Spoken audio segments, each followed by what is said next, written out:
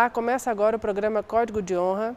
Esse programa é feito pelo Instituto dos Advogados de São Paulo, IASP, em parceria com o Tribunal de Justiça do Estado de São Paulo.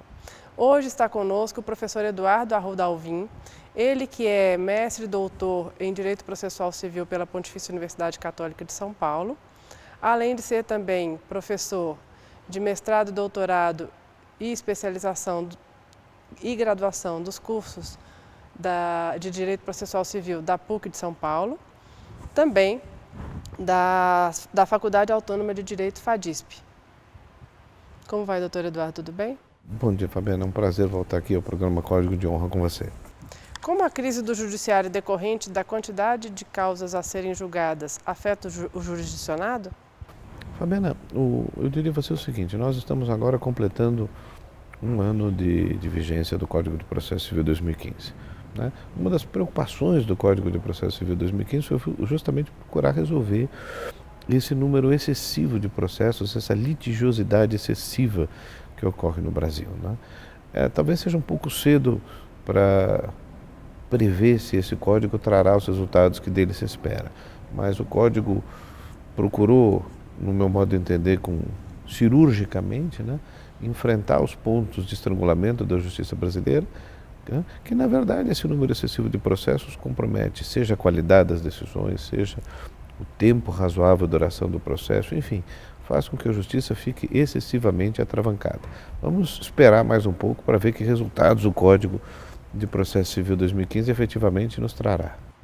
O sistema de precedentes obrigatório, criado pelo CPC de 2015, é capaz de dar tratamento isonômico às partes e, ao mesmo tempo, diminuir a carga de trabalho do judiciário, principalmente nas cortes superiores? Fabiana, vejo com bons olhos, ainda que eu compartilhe algumas dúvidas. São dois pontos a serem considerados. Primeiro, eu efetivamente compartilho algumas dúvidas com alguns setores da doutrina sobre a possibilidade desse sistema ter sido veiculado, ter sido introduzido no nosso ordenamento por lei ordinária. Esse é um ponto. Né? Mas eu acho que superado esse problema, e eu tenho a impressão que isso será superado, as modificações serão mais positivas do que negativas. Quando o senhor fala da questão da lei ordinária, são os debates acirrados que existem hoje em torno desse tema, giram em torno da questão de ser lei ordinária. Porque a questão é saber o seguinte, por exemplo, algo, vamos dizer assim, similar a isso, que foram as súmulas vinculantes que foram introduzidas em 2004, vieram por emenda constitucional. Então o que se diz é o seguinte: onde é que está, o que alguns setores doutrinários dizem, e não deixam de ter alguma dose de razão nisso, eles dizem: onde é que está na Constituição Federal, não é que compete ao Supremo Tribunal, ao Superior Tribunal de Justiça, ditar regras, né? Eles têm que resolver casos concretos. Talvez tudo isso tenha que passar por uma reinterpretação da Constituição. E quem tem que nos sinalizar isso logo, quem tem que sinalizar, o sistema de precedentes, no meu modo de entender, ele tenderá a começar a funcionar de uma forma eficaz quando o Supremo chancelar isso. Como foi com a arbitragem? A arbitragem foi profundamente modificada por uma lei de 96. E durante 6 anos se discutiu no Supremo Tribunal Federal, de 96 a 2002, se essas modificações da lei de arbitragem eram constitucionais. Quando o Supremo decidiu finalmente, por maioria, em 2002, que a lei de arbitragem era constitucional, a partir daí a arbitragem ganhou um novo corpo no país. O Supremo, então, na minha cabeça, deve o quanto antes, por que veículo, eu não sei, talvez uma declaratória de constitucionalidade, se alguém ajuizar, mas o Supremo deve o quanto antes sinalizar para o país que esse sistema de precedentes é constitucional. Como devem ser aplicados os precedentes? Essa é outra questão, quer dizer, se critica muito essa suposta necessidade de aplicação mecânica dos precedentes. É claro que o juiz, e essa é uma crítica muito procedente de determinados setores da doutrina, como o professor Lênio Streck, é claro que o juiz não é um autômato.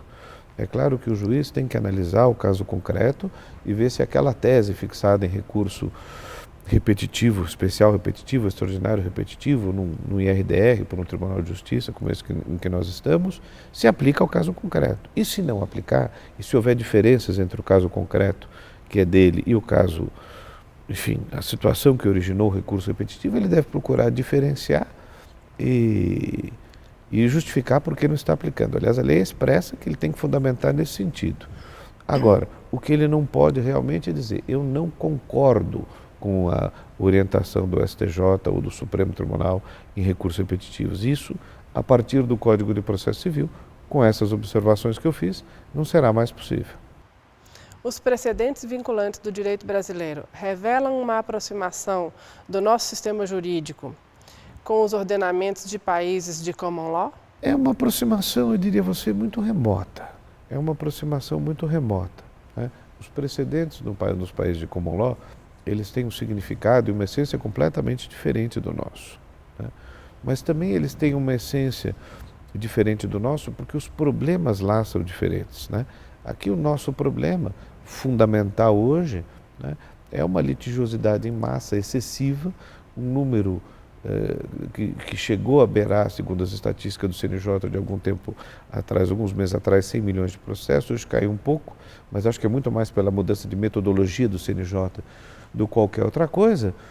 E então o sistema de precedentes do Código de Processo Civil foi voltado para resolver este problema, que é o grande gargalo da justiça brasileira. Agora, é claro que, em última análise, lá em cima, o sistema de precedentes, entre aspas, do Código de Processo Civil tem as mesmas razões de ser dos sistemas dos países de common law. Se espera isonomia, previsibilidade do judiciário e assim por diante. A vinculação dos juízes às decisões dos tribunais fere a liberdade de decisão dos magistrados?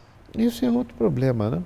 Quando se diz, bom, por que o juiz de primeira instância não pode decidir segundo a sua livre convicção, né?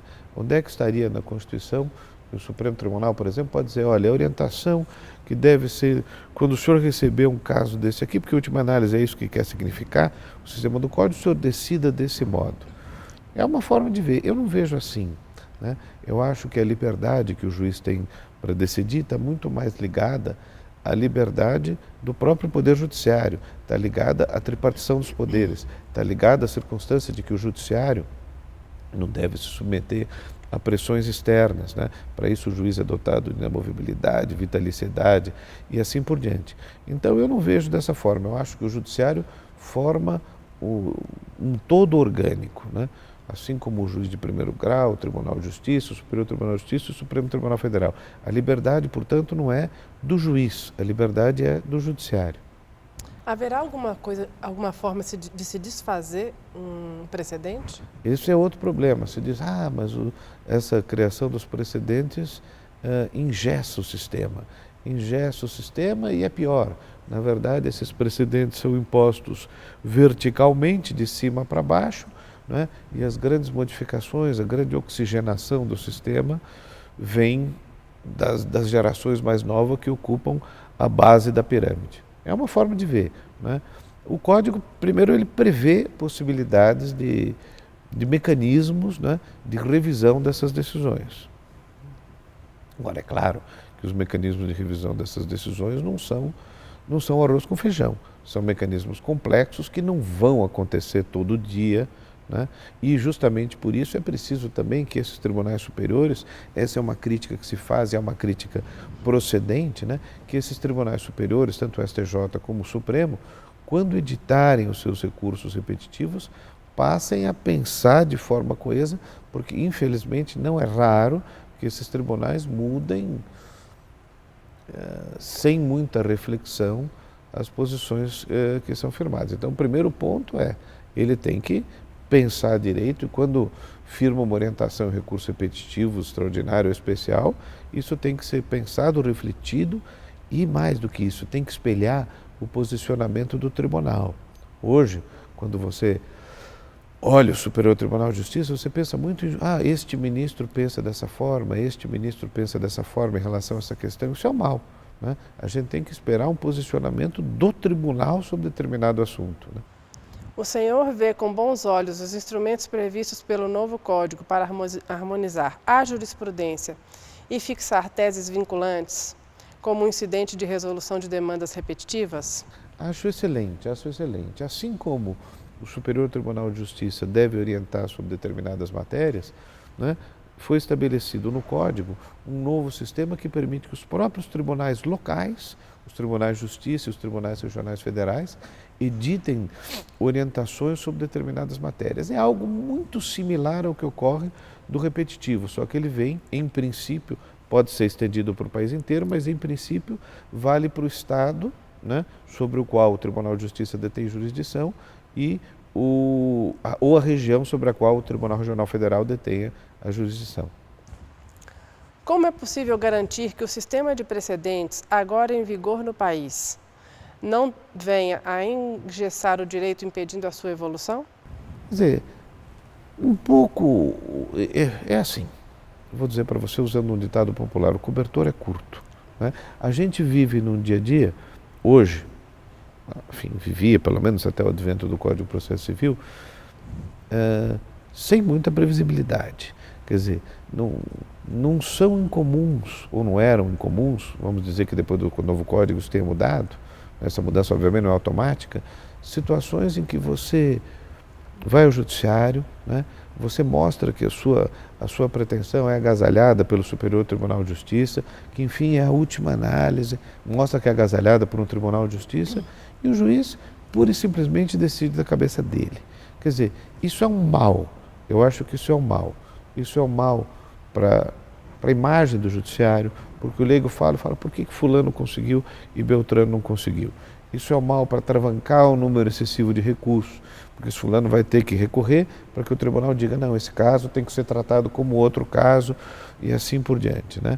Então, veio procurar, vamos dizer assim, cobrir esses pontos de deficiência. É verdade que isso tem que ser bem dosado para que, quando a jurisprudência evoluir, quando as situações mudarem, mas essas modificações, isso é que é importante, elas não são modificações que ocorrem da noite para o dia, ou não são modificações que devam ocorrer da noite para o dia. Já não é assim no direito anglo-saxão, não deve ser assim. É claro que durante os últimos 50 anos, mudou o conceito de mulher honesta, que é um conceito que o Código Penal se utiliza. É claro que durante os últimos 50 anos, houve uma evolução da sociedade, no sentido de incorporar e aceitar com absoluta naturalidade as relações homoafetivas, né? Essas modificações que ocorrem no seio da sociedade ao longo dos tempos e demonstram uma evolução, são essas modificações que podem vir a justificar, então, diante da evolução desse quadro, uma mudança dessas orientações de precedentes. Não é uma coisa que possa ou deva ocorrer da noite para o dia, né? É possível que os precedentes brasileiros tenham legitimidade democrática, considerando que os membros do judiciário não são eleitos? Pois é, esse é uma outra crítica que se faz. Porque, na verdade, o precedente, tal como hoje é estabelecido no direito brasileiro, que, como eu disse, não tem o mesmo significado que se dá no direito anglo-saxão, é uma regra geral e abstrata, não é? É uma regra geral e abstrata, tal como se fosse, eu estou falando entre todas as aspas possíveis, uma lei. E, na verdade, sob certo ângulo ou enfoque, ele é mais do que uma lei. Porque se eu deixo de aplicar uma lei, se o juiz de primeira instância deixa de aplicar uma lei, o interessado recorre, vem aqui ao Tribunal de Justiça e o Tribunal de Justiça corrige a aplicação da lei mediante a interposição de um recurso, né? Ao passo que se o juiz de primeira instância deixa de aplicar um determinado entendimento que tenha sido fixado aqui no Tribunal de Justiça, por exemplo, em RDR, o Incidente de Resolução de Demandas Repetitivas, ao lado do recurso que cabe quando o juiz deixa de aplicar a lei, vai caber uma reclamação para que o tribunal casse essa decisão, né? Então, realmente, sob certo enfoque, o precedente, o RDR, o repetitivo, passa a ter uma eficácia muito mais forte até mesmo do que a lei. No nosso sistema, o juiz não é eleito pela comunidade. Nesse sentido, a crítica pode ser procedente. Doutor Eduardo, o senhor tem uma carreira profissional admirável, é um excelente advogado. Além disso, também tem uma vida acadêmica fantástica. E a gente no nosso programa tem por hábito, no final do programa, até porque esse programa muitas vezes é assistido por alunos de direito que sonham com o sucesso na carreira jurídica, perguntar qual é, na sua opinião, o segredo do sucesso na carreira jurídica e o que o senhor acha da carreira que o senhor escolheu dentro do direito. Veja, Fabiana, eu acho que obviamente há muitos viés, há muitas possibilidades de você vencer, né? A minha, a minha, a minha linha foi seguir a linha da minha família. Quer dizer, eu leciono, eu gosto de lecionar, né? Lecionar dá trabalho, envolve preparar aulas, etc., né? Eu escrevo, né? Essas duas funções, elas absolutamente não são funções bem remuneradas, professor não ganha bem e livro não dá dinheiro, né? Mas isso dá satisfação, né? E a primeira coisa que deve fazer é trabalhar naquilo de que gosta. Então eu advogo, dedico uma parte expressiva da minha vida a isso, mas também dou aula, né? Sou professor da PUC há 25 anos, sou professor da FADIS, que foi uma faculdade fundada pela minha família e hoje dirigida por amigos, e dedico também uma boa parte da minha vida a escrever principalmente focando em processo civil, processo constitucional e assim por diante. Se eu pudesse dar uma dica para gerações mais jovens, eu diria, faça o de que gosta, né? Não existe fórmula mágica, faça o de que gosta e faça com afinco. Eu agradeço muito a participação do senhor no nosso programa e se o senhor quiser fazer mais alguma consideração para os nossos telespectadores, fique à vontade. Não, foi excelente voltar aqui. Eu acho que nós estamos num momento aí em que está todo mundo refletindo, tem havido uma porção de eventos, de discussões sobre o que o Código de Processo Civil modificou da nossa vida do judicionado depois de um ano de vigência. É muito cedo para dizer, né? As modificações não se operam da noite para o dia, mas eu acho que essas modificações, nos próximos 5 anos, vai se ver que esse código veio para ficar e vai fazer muito bem. Muito obrigada novamente. E eu encerro hoje o nosso programa Código de Honra, que teve a presença do professor Eduardo Arruda Alvim.